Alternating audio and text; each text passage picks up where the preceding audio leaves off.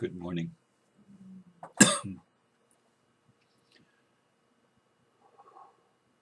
title for today is Weighing the Options.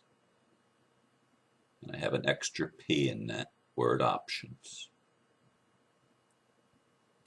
It's obvious to me this morning that the weekend workshop continued an extra day, and perhaps more, for me. Deep introspection, heavy-duty processing, feelings, lots of emotions. I even had the thought of stopping these videos, feeling unworthy and incapable of healing the idealist, of holding the idealistic values that I've carried throughout my life. The innocent, unconditionally loving part of me was wounded by the idea of leaving anyone or any part of me behind. Yet I could not see any other option. Even when listening to the Freedom Reigns program last night, which was inspiring, I was hurting inside. As I meditated earlier, the movie What Dreams May Come flashed across my screen of consciousness. Would I be willing to stay in hell for love? The innocent part of me knew I would. That's a really scary idea for the part of me that feels so unsafe in this hell on earth. So I continue weighing the options.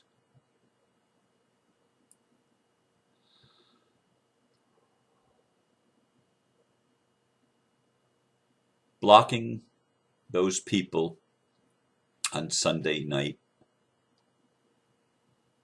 and then reading all the comments that followed yesterday, most supportive of the decision that I had made, I continued to feel overwhelmed by the sense of loss. And in this moment, I would say the sense of loss is what I was feeling most yesterday. I don't think like most people think.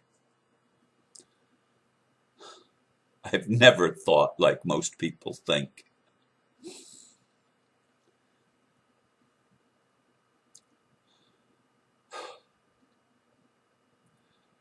And as I said in the blurb, I've had this idealistic notion of healing the whole world all my life. And I am the whole world, and so are you. We all are. We're all perfect microcosms of the macrocosm. Each of us contains all that is. And there are many people that are not nines. Now, when I say nines, nine is an Enneagram definition. We're all either a 1, 2, 3, 4, 5, 6, 7, 8, 9. We're one of those 9 numbers. And 9 is a little bit different than all the rest, because 9 is inclusive of all the rest. 9 holds all the other numbers together. 9 excludes nothing. It is the inclusive number. It is the final number in the scale of evolution of consciousness. And I'm a 9.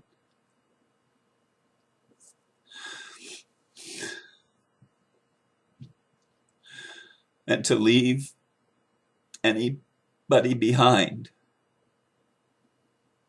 is anathema to me. It's not acceptable, because they're all part of me.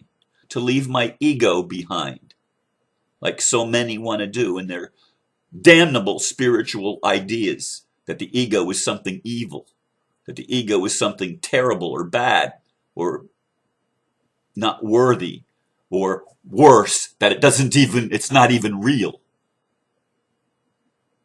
I mean, that hurts me to my core.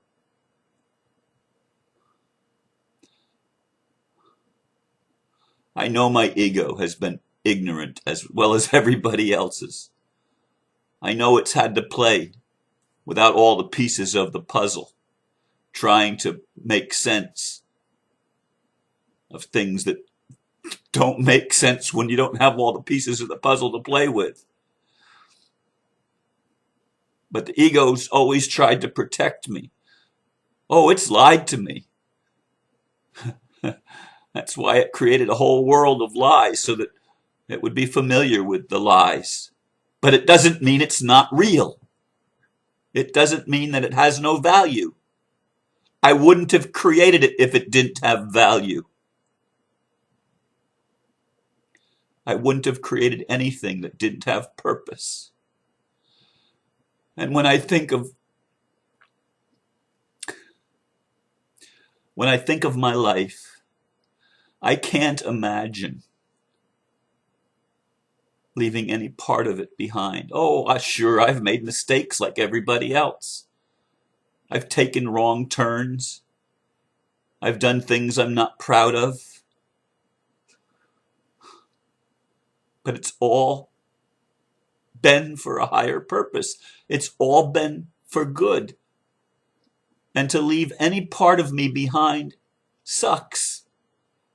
Because I know I'm going to stay in hell. If I leave any part of me behind, the innocent part of me, the divine part of me, the God part of me, is going to stay in hell till the last sheep is found and brought safely back to the fold. That's just the way it is. That's what the evolution of consciousness is all about. To redeem all the lost pieces, all the lost sheep, all the prodigal sons and daughters. My ego feels good when people pat me on the back and say, Ron, I understand. I understand. You've got to set up safe barriers, safe boundaries. And it's really rational to do that. But it's leaving a part behind. It's cutting a part off. And that doesn't feel good to me. And I feel overwhelmed. Because I feel like a failure. When I said I mean, even this morning, when I first woke up, and I woke up several times, I got more sleep last night than I've gotten in a while. But by the same token, it wasn't consecutive sleep. It was broken sleep. Waking up, falling back to sleep, waking up again, falling back to sleep again. But at one of the times when I woke up, I thought, I can't do a video today. I'm too broken. I hurt too much. Yesterday I wanted so much to hear from one person especially, and I didn't. Because that's one of the people that believes the ego isn't real. And there's a lot of people like that. There's a whole religion built up about that. The ego's not real. We've got to get beyond our ego. We've got to get beyond our ego. Well, maybe they define the ego differently than I do, but to me, it's part of me. It may contain all the shadow crap, all the negative emotions, all the negativity. It may contain all of that. But all of that has value to me. It's been part of my path, part of my experience, part of who I am. Because everything I've ever created is part of who I am. Whether I've created it for good or evil, whether I've labeled it good or evil, it has all been for good. You see, I didn't make any mistakes in creation. I created it all perfectly. Perfectly imperfect. Yeah, sometimes I thought it was imperfect, and I'd try to fix it. But my heart knows that I can't fix it by leaving parts behind. I can't fix it by a process of elimination. I can't fix it by alienating anyone or anything. That it all has value. And if I don't redeem it all, I don't redeem it at all. It's not a partial redemption. It's got to be a complete redemption. And that's what the One People's Public Trust did. It included everybody. And then you've got these people saying, but I don't want to be included. I don't want to join anything. Well, there was nothing to join. There was nothing to sign. There was no contract made. You said, but they have trustees. Of course, because they were working within the system to implode the system. Because the system is the lie, not the people that were part of the system, not the people that got gained from the system. They're still souls. They're still part of God. They're still part of me. Which is why I've always said, well, the Illuminati's got to wake up too. Because they're just people on the same journey that I've been on. Of remembering and forgetting and remembering and forgetting and remembering and forgetting. Flashes of brilliance and long periods of darkness. I don't know if anybody gets what I'm trying to say. I don't even know if I completely get it. But there's a part of me that will stay in hell forever. As long as there's somebody there that deserves love. And I don't believe that there's anybody anywhere, any sentient being anywhere that doesn't deserve love. Do people have the right? Do sentient beings have the right to reject love? Obviously, we have that freedom. Why anybody would choose that's beyond me. Well, I guess it's not beyond me. It's ignorance. It's not understanding. It's not comprehending the value of the whole and the importance of inclusion. There's a part of me that so easily would push aside that which I don't like, that which doesn't feel good, that which wounds me and hurts me. I want to feel good. Yeah. I want to feel at peace. But how can I be at peace if I don't include all of me? And all of me includes all of you. How can I feel good by leaving you behind, by rejecting you? Yeah, I don't want anybody in my house. And when I say my house, I mean my life. That's constantly attacking me, constantly criticizing me. That doesn't feel good. But it doesn't feel good to push that person away either. And that's the irony. That doesn't feel good either.